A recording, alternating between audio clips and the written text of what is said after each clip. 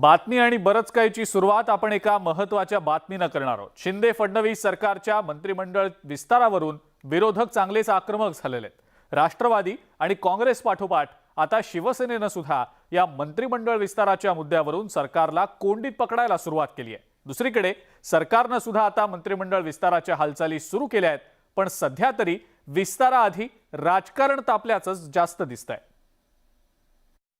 दोघांचं कॅबिनेट हा देशामध्ये चेष्टेचा विषय झाला। इतकी चेष्टा महाराष्ट्राची यापूर्वी कधीच झाली नव्हती।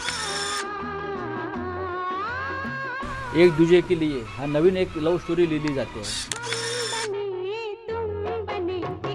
हम बने तुम बने एक दूजे के लिए, वासु और Sapna.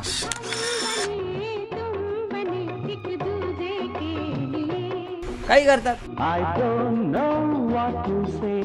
I don't know what to say. मंत्रिमंडळ विस्तारावर सध्या विरोधक शिंदे फडणवीस सरकारवर असं तोंडसुख घेत आहेत। सरकार स्थापन होऊन 17 दिवस पूर्ण झालेत, पण अजूनही मंत्रिमंडळ विस्तार होत नसल्यानं आता विरोधकांनी सरकारवर टीकास्त्र डागायला सुरुवात केली आहे। हे सरकार नैतिकतेच्या पायावर उभा आहे का? हे सरकार घटनेनुसार शपथ घेऊ शकतं का? तसं असेल तर अजून मंत्रिमंडळ विस्तार का होऊ शकला नाही 15 दिवसानंतरही?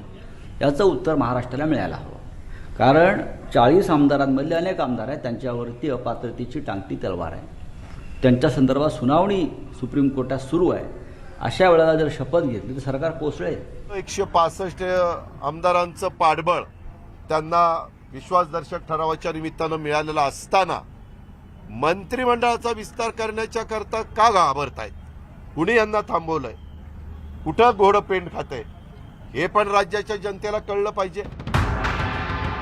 विरोधकांकडून मंत्रिमंडळ विस्तारावरून टीका होत असताना भाजप नेतेही प्रत्युत्तर देत आहेत। संजय राऊतांनी सरकारची कायदेशीर कोंडी करण्याचा प्रयत्न केल्यावर भाजप नेत्यांनी राऊतांवर घणाघात केला। त्यामुळे विरोधक आणि सत्ताधाऱ्यांमध्ये जुंपल्याचं पाहायला मिळत आहे। संजय राऊत हे फिल्म निर्माते असल्यामुळे त्यांना सल्ला आहे की आता घरी गेल्यावर त्यांनी रात्री नक्की गजनी सिनेमा बघावा। ज्या लोकांना विसरण्याची सवय असते अशा सगळ्या पंडितांनी गजनी नक्की बघावा। त्यांचं स्वतःचं राज्य ज्या वेळेला होतं महाराष्ट्र विकास आघाडीचं, त्यावेळेला किती मंत्री होते 32 दिवस, याचं उत्तर त्यांनी द्यावं।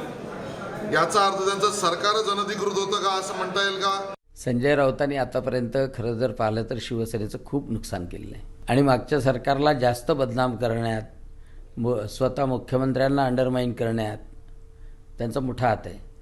आणि आता संजय राऊतचा TRP नाही आहे बरं। दुसरीकडे शिंदे फडणवीस सरकारनं मात्र लवकरच मंत्रिमंडळ विस्तार करण्याची तयारी सुरू केली आहे। राज्य मंत्रिमंडळाचा विस्तार येत्या 20 किंवा 21 तारखेला मुंबईत होणार आहे। पहिल्या टप्प्यात एकूण 12 मंत्र्यांचा शपथविधी होणार असल्याची माहिती आहे। अगदी साधेपणानं राजभवनाच्या दरबार हॉलमध्ये हा शपथविधी होण्याची शक्यता आहे। पण शपथविधीच्या पार्श्वभूमीवर सध्या मंत्र्यांमध्ये 2 मतप्रवाह असल्याचं समोर येत आहे। पूरस्थितीमुळे काही मंत्र्यांनी हा शपथविधी साधेपणानं व्हावा असं मत व्यक्त केलंय, तर काहींनी शपथविधी दिमाखात करण्याची मागणी मुख्यमंत्री आणि उपमुख्यमंत्र्यांकडे केली आहे। एकंदरीतच मंत्रिमंडळ विस्ताराला लवकरच मुहूर्त मिळण्याची शक्यता आहे। पण मंत्रिमंडळ विस्तार लांबल्यानं विरोधकांना मात्र टीकेची आयती संधी मिळत असल्याचं समोर आलंय। Bureau report, news 18 Lokmat. Yavatmal जिल्ह्यामध्ये शिंदे गटाला मिळणाऱ्या पाठिंब्यात आता दिवसेंदिवस वाढ होताना दिसतेय। खासदार भावना गवळी यांच्या गटातील 8 नगरसेवकांसह 30 पदाधिकाऱ्यांनी शिंदे गटाला आपला पाठिंबा दिलाय आणि त्यामुळे आता शिवसेनेला मोठा हादरा बसलाय।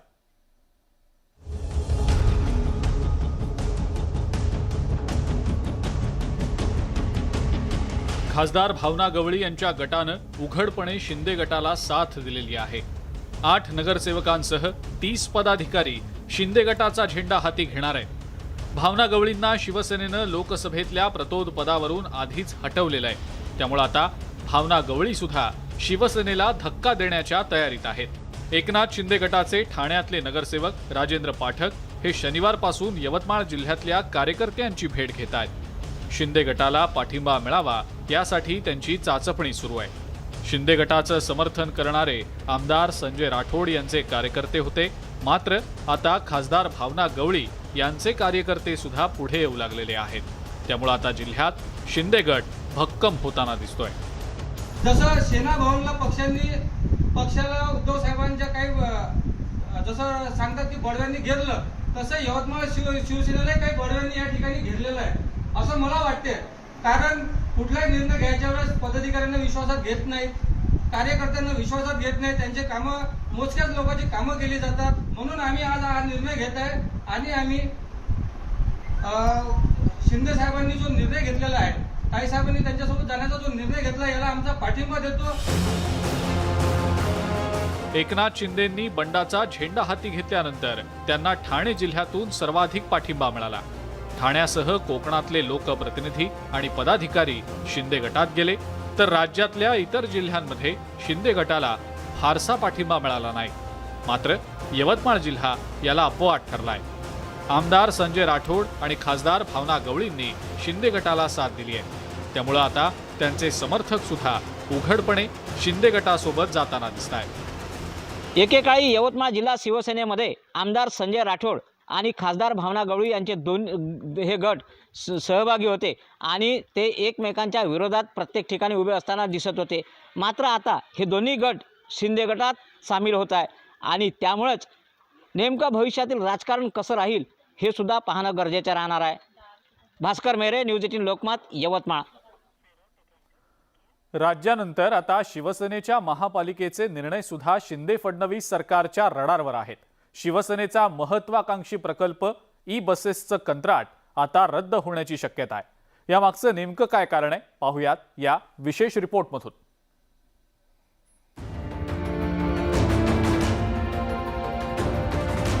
ठाकरे सरकारच्या काळात घेतलेल्या अनेक निर्णयांना शिंदे सरकारनं स्थगिती दिली आहे. माजी पर्यावरण मंत्री आदित्य ठाकरे यांच्याही महत्वाकांक्षी प्रकल्पाला स्थगिती देण्यासाठी शिंदे सरकार तयारी करत आहे. बेस्टच्या ताफ्यात 2100 इलेक्ट्रिक बस घेण्यासाठी पालिकेनं ऑलेक्ट्रा ग्रीनटेक लिमिटेड कंपनीसोबत केलेला करार रद्द करण्याची मागणी भाजपचे नेते आशिष शेलार यांनी शिंदे सरकारकडे केली आहे. ऑलेक्ट्रा ग्रीनटेक लिमिटेड कंपनीसोबतच्या कंत्राटाची निविदा प्रक्रिया चुकीची असल्याची मुंबई उच्च न्यायालयाची टिप्पणी. मुंबई उच्च न्यायालयाच्या निकालानंतरही याच कंपनीला कंत्राट. पर्यावरणाचं संवर्धन आणि प्रदूषणमुक्त शहर अशी अनेक उद्दिष्ट समोर ठेवून या इलेक्ट्रिक बसचा करार करण्यात आला. त्यामुळे हे सगळे निर्णय रद्द करण्याअगोदर मुंबईतल्या जनतेचा विचार करावा असं माजी महापौर किशोरी पेडणेकर यांनी म्हटलंय.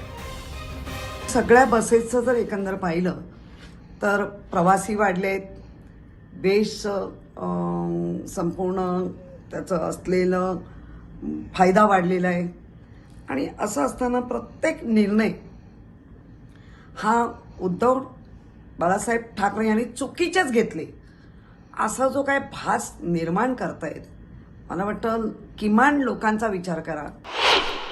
बेस्टकडील बसची सद्यस्थिती पाहूया. एकूण 3602 बसेस, उपक्रमाच्या मालकीच्या 1873 बसेस, भाडेतत्वावरील 1729 बसेस, वातानुकूलित इलेक्ट्रिक बसेस 386, डिझेलवर चालणाऱ्या बसेस 874, सीएनजीवर चालणाऱ्या बसेस 2359. मुंबईकरांचा प्रवास सुखकर व्हावा यासाठी बेस्टच्या ताफ्यात नवीन ई बसेस दाखल होणार होत्या. मात्र सध्या या ई बसेसवरनं सुरू असलेलं राजकारण पाहता सध्या तरी मुंबईकरांना आरामदायी प्रवासासाठी अजून बराच काळ वाट बघावी लागणार असल्याचंच दिसतंय. विशाल पाटील, न्यूज 18 लोकमत, मुंबई. सोमवारपासून तुमच्या खिशाला कात्री लागणार आहे. केंद्रीय अप्रत्यक्ष कर आणि सीमा शुल्क मंडळानं केलेली शिफारस सोमवारपासून लागू करण्यात येणार आहे. त्यामुळं पॅकेज केलेलं ब्रँडेड दूध आणि उत्पादनं आता महाग होणार आहे.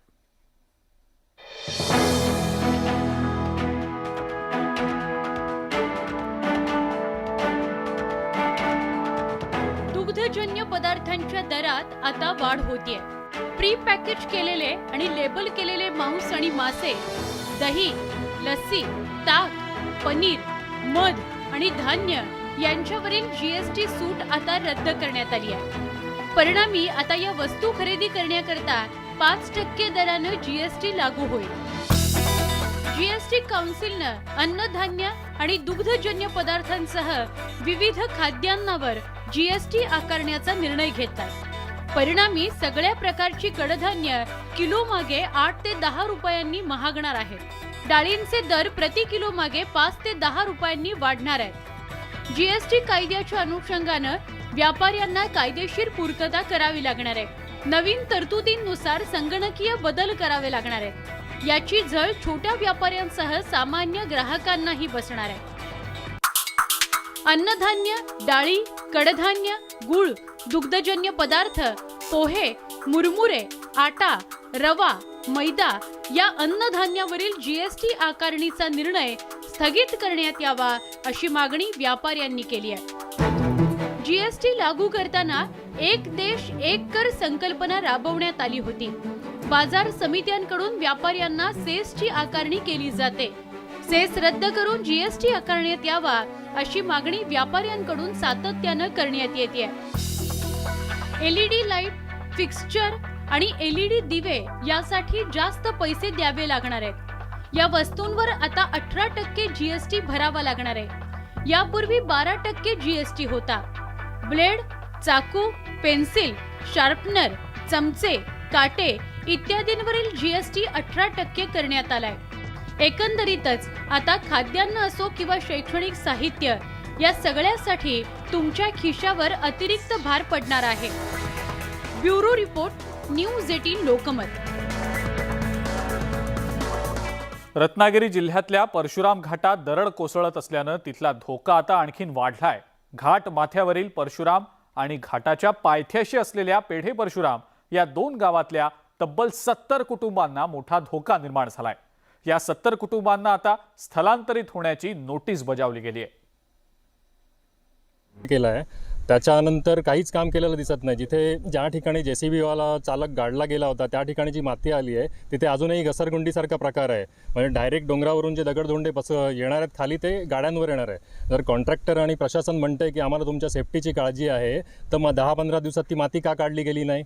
माझ्या घरात छोटा नातू आहे, माझा नात आहे माझी. काय करणार आम्ही अशा परिस्थितीत? झोप रात्रभर झोप लागत नाही. जरा वाजलं की आम्ही खाडकन जागे होतोय.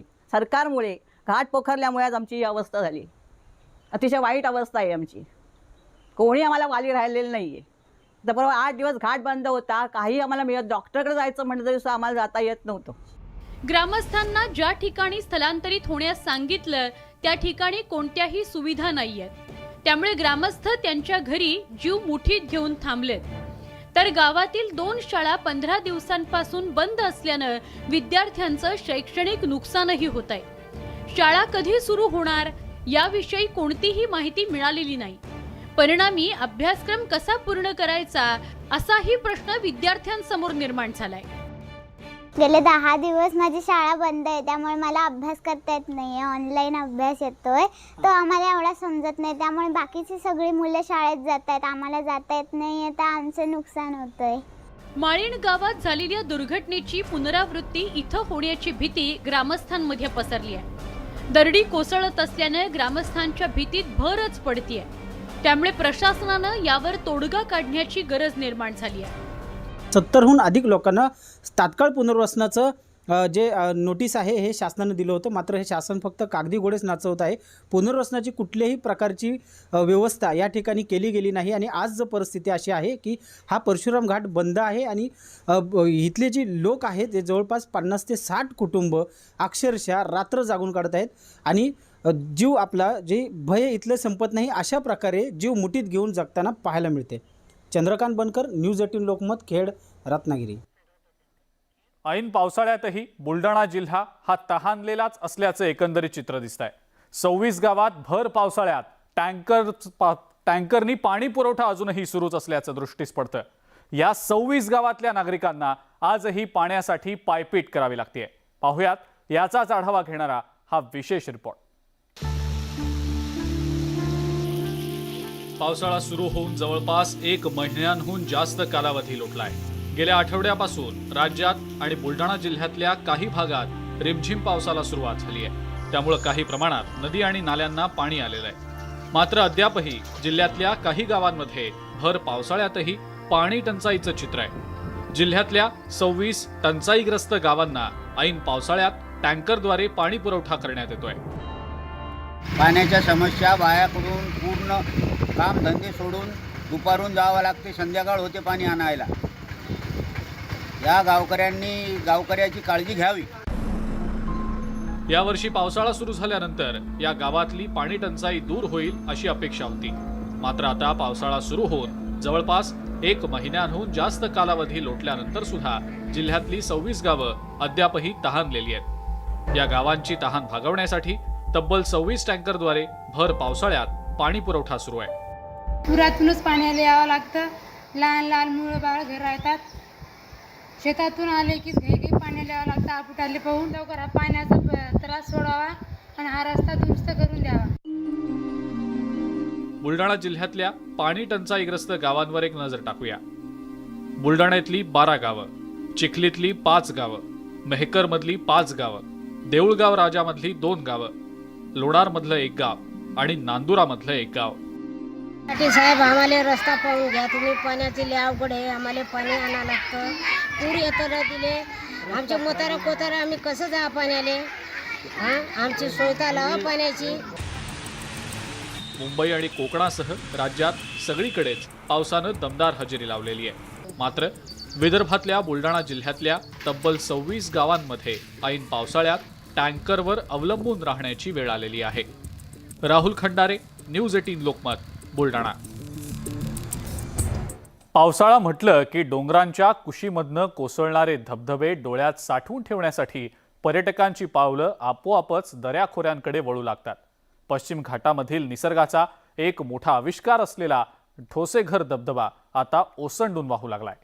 हा निसर्गरम्य देखावा पाहण्यासाठी मोठ्या संख्येनं पर्यटक सुद्धा आता ठोसेघरला गर्दी करतायत.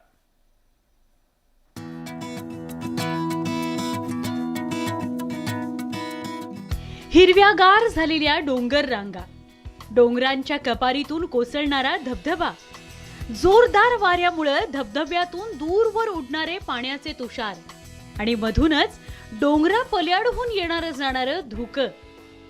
या परिसरात येईल तो बेधुंद होऊन जाईल असंच डोळ्यांचं पारणं फेडणारा हा नजारा आहे सातारा जिल्ह्यातील ठोसेघर धबधब्याचा. सततधार पाऊस पडत असल्यामुळे ठोसेघर धबधबा मनमुराद कोसळू लागलेला आहे. पांढरा शुभ्र प्रवाह आणि छातीचा ठोका चुकवणारा आवाज याकडे आता पर्यटक आकर्षित होऊ लागलेले आहेत. हा सगळा अफलातून नजारा डोळ्याचं पारणं फेडणारा आहे आणि हा जर तुम्हाला पाहायचा असेल तर नक्की एकदा ठोसेघरला भेट द्यावी लागेल. 12 महिने कोसळतो पण ऐन पावसाळ्यात अक्राळ विक्राळ तरीही सुखद असा हा ठोसेघर धबधबा. तब्बल 1200 फूट खोल दरीत धबधबा कोसळतो. फेसाळणारं धबधब्याचं पाणी दरीत कोसळतं तेव्हाचा आवाज कड्या कपाऱ्यांमध्ये घुमत राहतो. तेव्हा येऊन खूप मजा आली आम्हाला. आम्ही पावसात भिजलो, धबधबा आम्ही फुल एन्जॉय केला आणि आज आम्हाला हे निसर्गरम्य वातावरण पाहून खूप छान वाटतंय. आणि आम्ही सगळ्यांना सांगेन की प्रत्येकाने ठोसेघरला भेट द्या. म्हणजे निसर्गाची खरी मजा काय, धबधबा आणि पाऊस एन्जॉय करायचं तर सगळ्यांनी ठोसेघरला या. पावसाळ्यात ठोसेघर धबधब्याचा परिसर निसर्ग सौंदर्याची मुक्त हस्तानं उधळण करत असतो.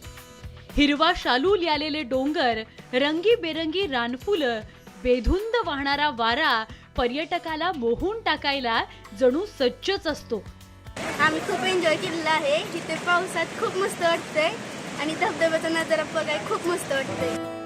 डोळ्यात साठवावी अशी ही दृश्य पण मोबाईलमध्येही पर्यटक ही दृश्य कैद करताना दिसतात. काही वेळा अतिउत्साहात फोटो काढण्याच्या नादात दुर्घटनाही घडतात. याकरता पोलिसांचा धबधबा परिसरात बंदोबस्त बघायला मिळतो. या ठिकाणी सुरक्षितता म्हणून आमचे फॉरेस्टचे तसेच संयुक्त व्यवस्थापन समितीचे गार्ड इथं कायम तैनात असतात. तरी या धबधब्यांजवळ असे आपण जाळ्या वगैरे लावल्या सुरक्षिततेच्या कारणाने. हे निसर्गाचं विलोभनीय रूप पाहून रोजच्या जीवनातला कोलाहल पर्यटक विसरून जातो. थोडा काळ सुखावतो आणि परतीच्या वाटेकडे वळतो तो या निसर्गाकडून एक नवी ऊर्जा घेऊनच. त्यामुळे पावसाळ्यात एकदा तरी असा ब्रेक घ्यायलाच हवा. किरण मोहितेसह bureau report, news 18 Lokmat, Thoseghar, Satara. आणि यासोबतच बातमी आणि बरंच काही मध्ये वेळ झाली आज इथंच थांबण्याची. ताज्या बातम्या आणि अपडेटसाठी बघत राहा फक्त न्यूज 18 लोकमत.